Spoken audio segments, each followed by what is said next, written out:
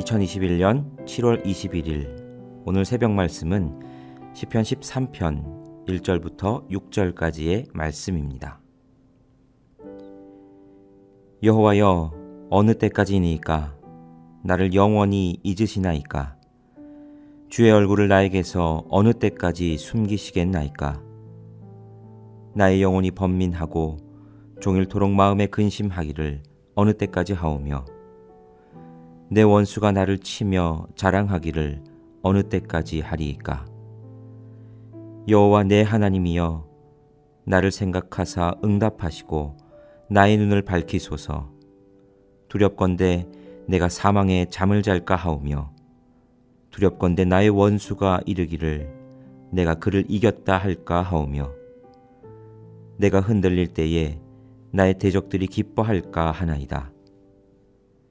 나는 오직 주의 사랑을 의지하였사오니 나의 마음은 주의 구원을 기뻐하리이다. 내가 여호와를 찬송하리니 이는 주께서 내게 은덕을 베푸심이로다. 2019년 5월에 개봉한 기독교 다큐멘터리 영화 중에 교회 오빠라는 작품이 있습니다. 아마 들어보셨거나 직접 보기도 하셨을 거라 생각이 됩니다. 이 다큐멘터리 주인공 중 한 명인 오은주 집사님이 2019년 다니엘 기도회에 간증자로도 나오셨었습니다. 그 다큐멘터리의 내용은 이렇습니다.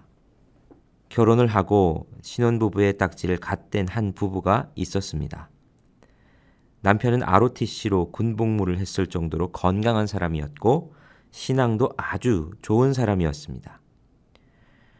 그런데 결혼한 지 3년 반쯤 되었을 즈음 남편의 나이가 30살이 되었을 때 이 가정은 행복 가운데 딸아이를 출산하였습니다. 하지만 그 행복은 그리 오래 가지 못했습니다.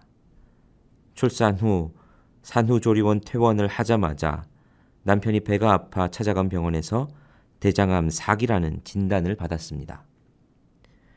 하나님을 향한 원망이 쏟아져 나오기도 했지만 남편 집사님은 그럴 때일수록 더 하나님을 붙들어야 한다며 하나님께 매어 달렸고 그때마다 조금씩 버티게 하시는 하나님의 은혜를 경험하셨다고 합니다.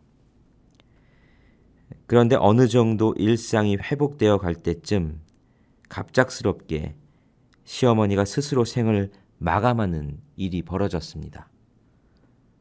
아마도 아들의 그 병에 대한 여러 어려움들을 견디기가 너무 힘드셨던 것 같습니다. 아내 집사님은 이 일을 하나님 정말 살아계신 건 맞습니까? 하는 원망의 반응으로 쏟아냈습니다. 하나님 살아계시다면 어떻게 이러실 수 있습니까? 누구나 이 원망을 할 수밖에 없는 상황이겠죠. 그렇게 시어머니의 장례를 치르고 어느 정도 시간이 흐르며 차츰 일상을 회복할 때쯤 아내 집사님의 몸에 이상이 생겼습니다. 처음에는 산후풍인 줄 알았습니다. 그런데 병원에서 검사를 받은 후 급하게 병원에서 연락이 와서 갔더니 온몸에 암이 너무 많이 퍼져 있고 골수에도 전이가 있으니 당장 항암 치료를 시작해야 한다고 했습니다. 진단은 혈액암 4기. 그 소식을 들으니 어떻게 나까지 암일 수 있지? 이런 생각이 들면서 동시에 헛웃음이 나기 시작했다고 합니다. 하나님이 나를 사랑하지 않으시나? 나를 싫어하시나? 내 딸을 고아로 만드시려나? 하는 생각이 들었다고 합니다. 여러분이 만약 이 이야기의 주인공이라면 어떠실 것 같습니까? 고난이 겹치고 또 고난이 더 겹칠 때에 우린 하나님 앞에서 어떤 반응을 보일 수 있을까요? 하나님을 향한 원망을 쏟아낼 수도 있을 겁니다. 그런데 그런 원망이 계속됨에도 또 다른 고난이 우리에게 찾아올 때, 그래서 이제는 더 이상 원망도 할 수 없을 때 하나님 도대체 어쩌라고 이러십니까? 라는 그런 말밖에 나올 수 없는 그런 상황, 한수분밖에 나오지 않는 때가 있지요. 오늘 우리가 읽은 이 본문이 바로 그런 한숨, 원망을 담고 있는 시편입니다. 오늘 시편을 쓴 시편의 기자는 다윗입니다. 본문 제일 위에 보면 다윗의 기도라는 표제어가 붙어 있기에 우리는 다윗이 저자임을 알 수가 있지요. 도대체 다윗에게 어떠한 상황이 있었던 것인지 정확히는 알 수 없습니다. 단지 확실히 알 수 있는 것은 다윗이 매우 힘든 고통에 직면해 있었다는 것입니다. 그러한 고통 가운데서의 다윗의 심정이 1, 2절에 잘 나타나 있습니다. 1, 2절을 다시 읽어보면 여호와여 어느 때까지니이까 나를 영원히 잊으시나이까 주의 얼굴을 나에게서 어느 때까지 숨기시겠나이까 나의 영혼이 번민하고 종일토록 마음에 근심하기를 어느 때까지 하오며 내 원수가 나를 치며 자랑하기를 어느 때까지 하리이까. 다윗의 마음이 좀 느껴지시나요? 오늘 본문은 다윗의 기도이자 시입니다. 그런 시적 특성이 잘 드러나는데 계속해서 반복되는 단어가 있지요. 어느 때까지라는 말입니다. 여호와여 어느 때까지니까 어느 때까지 숨기시겠나이까 어느 때까지 하오며 어느 때까지 하리이까. 다윗은 계속해서 하나님 도대체 언제까지 이 고통이 계속되는 겁니까? 언제까지 나를 도와주시지 않고 이렇게 내버려 두시겠습니까? 하는 호소를 4번이나 반복해서 하고 있습니다. 그만큼 다윗이 이 고통으로 말미암아 힘들다고 하는 것을 말하고 있는 거지요. 그래서 시편 13편은 탄식시, 비탄시라는 장르로 분류가 됩니다. 자신의 고난에 대해 탄식하고 괴로워하며 더 나아가서는 자신을 외면하는 듯 느껴지는 하나님에 대한 원망까지도 토로하고 있는 것이 이 탄식시, 비탄시의 특징이죠. 다윗이 이렇게 탄식하는 이유를 추측해 볼 수 있는 단서는 3절에 나와 있습니다. 다윗은 3절에서 자신의 눈을 밝혀달라고 간구합니다. 왜냐하면 자신이 사망의 잠을 잘까 두렵기 때문이다 라고 말하지요. 그리고 그러한 자신의 상황을 보고 원수들이 자신을 조롱하고 자신이 이겼다고 기뻐하게 될 것에 대해 염려하고 있는 모습을 볼 수 있습니다. 그러니까 아마도 여러 고난의 상황 가운데서 다윗의 건강이 매우 좋지 않아 죽음까지도 바라봐야 할 정도의 상황이 되었던 것 같습니다. 그리고 그러한 상황이 얼마나 낙심이 되고 고통스러웠던지 하나님 도대체 언제까지입니까? 라는 이 같은 탄식을 4번이나 되풀이하고 있는 것이죠. 그러나 다윗의 탄식시, 비탄시에는 또 다른 특징이 있습니다. 그것은 자신의 억울한 상황에 대한 가슴 절절한 탄식도 있지만 다윗이 그것에 머무르지 않는다는 사실입니다. 그는 1, 2절에서 그러한 탄식을 한 후 3, 4절에서 하나님께 다시 부르짖습니다. 하나님 살려주십시오. 하나님 나를 기억해 주십시오. 하나님 응답해 주십시오. 그리고 이어지는 5절, 6절에서 다윗은 하나님을 찬양하는 데까지 나아갑니다. 나는 오직 주의 사랑을 의지하여 싸우니 나의 마음은 주의 구원을 기뻐하리이다. 내가 여호와를 찬송하리니 이는 주께서 내게 은덕을 베푸심이로다. 누가 보면 정신 나간 사람처럼 보입니다. 6절밖에 안 되는 이 짧은 본문에서 자신의 처지가 지금 죽음을 바라보고 있다고 원망하며 도움을 구하던 이가 갑자기 하나님을 찬양하기 시작합니다. 주의 구원을 기뻐한다고 말합니다. 찬송한다고 말합니다. 정말 이상한 전개지 않습니까? 그런데 다윗의 탄식은 늘 이런 식으로 끝이 납니다. 정말 이상한 전개입니다. 그 이유를 다윗은 6절 마지막에서 주께서 내게 은덕을 베푸심이로다 라고 말하지요. 공동 번역에서는 이 구절을 온갖 은혜를 베푸셨다 라고 표현합니다. 다윗은 고통 중에서 지금까지 자신을 인도하시고 자신에게 은혜 베푸셨던 하나님을 기억하고 있습니다. 그리고 다윗은 선택을 하지요. 탄식할 수밖에 없는 자신의 상황을 바라보며 그 상황 가운데 얼굴을 숨기신 것 같은 하나님을 원망하기를 택할 것인가?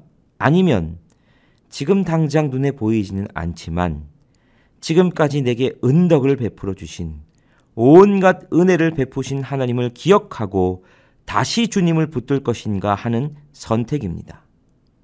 다윗은 후자를 선택했던 것이지요. 다시 설교 처음에 말씀드렸던 교회 오빠라는 다큐멘터리의 주인공 가정의 이야기를 해보겠습니다. 결혼 3년 반 만에 남편이 대장암 사기, 그리고 이어지는 시어머니의 극단적 선택, 그리고 자신의 혈액암 사기까지 남겨진 딸을 보며 그 심정이 어땠을까요? 이러한 상황 가운데서 남편 집사님께서는 다른 기도가 아닌 하나님, 저희 가정 이러다 다 죽게 생겼습니다. 살려주세요. 살려달라는 것이 이분의 기도였습니다. 그런데 그 상황 가운데서 이 가정이 생각한 것, 살려달라고 외칠 수밖에 없는 상황 가운데서도 하나님이 얼굴을 숨긴 것 같아 보이는 하나님의 원망을 할 수밖에 없는 이 상황 가운데서도 이들이 선택한 것은 하나님에 대한 원망이 아니었습니다. 하나님은 그 가운데에서 이들을 하나님께 더 가까이 나아오는 대로 인도하셨습니다. 남편 집사님은 더 자주 부부가 함께 큐티를 하며 말씀을 붙들어야 한다며 하나님 앞에 나아갔고 얼굴에 미소를 잃지 않으셨다고 합니다.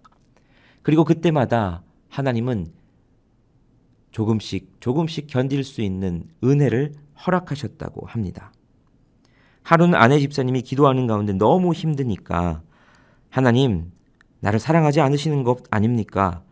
주님 나를 싫어하십니까? 내 딸 고아로 만드실 겁니까? 하나님께 따졌답니다. 그런데 하나님이 마음속으로 오히려 이렇게 질문하시는 것 같았다고 합니다. 너 나를 믿는 거 맞니? 나를 의지하니? 그 질문에 아내 집사님은 아무 대답도 하지 못하고 3일을 회개하며 울었다고 합니다.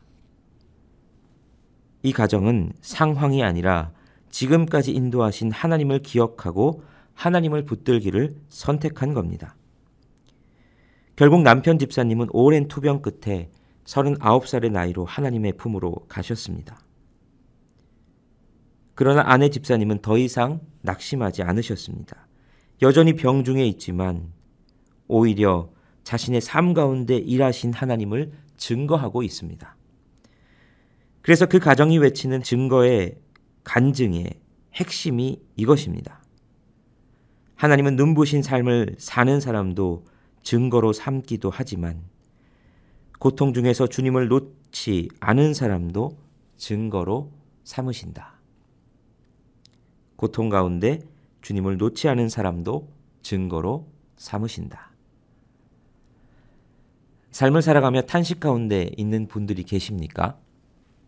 건강의 문제로, 가정의 문제로, 사업의 문제로, 코로나19로 인해 어려움을 겪고 계신 분들도 있지 않으실까 생각이 됩니다. 그러면 우리는 어떤 선택을 할 수 있을까요? 우리가 다 연약한 인간이기에 하나님께 원망을 쏟아낼 수도 있고 낙심하고 한숨으로 우리의 자리에 머물러 있을 수 있습니다. 그러나 오늘 도전하기는 우리가 거기에 머물러 있지 않기를 간절히 소원합니다. 그 자리가 우리의 끝이 아니기를 바랍니다. 다시 하나님을 바라고 다시 우리의 삶을 인도하신 하나님을 기억함을 통해 오늘도 다시 하나님을 찬양하는 저와 여러분이 되시기를 간절히 소원합니다. 기도하겠습니다. 고통의 한가운데서도 우리와 함께 하시는 임마누엘의 하나님, 우리의 삶이라는 것이 고통과 고난을 빼고 생각할 수가 있겠습니까? 모두 저마다 당하는 어려움의 크기가 다를지라도 우리 모두는 연약하여 오늘도 힘들어하고 넘어지고 하나님을 원망하는 연약한 죄인들입니다. 그러나 우리 고통의 터널을 지나가다 보면 그 한가운데 계시는 하나님을 만나게 됩니다. 그래서 고통이 하나님을 만나는 통로가 된다고 하나 봅니다.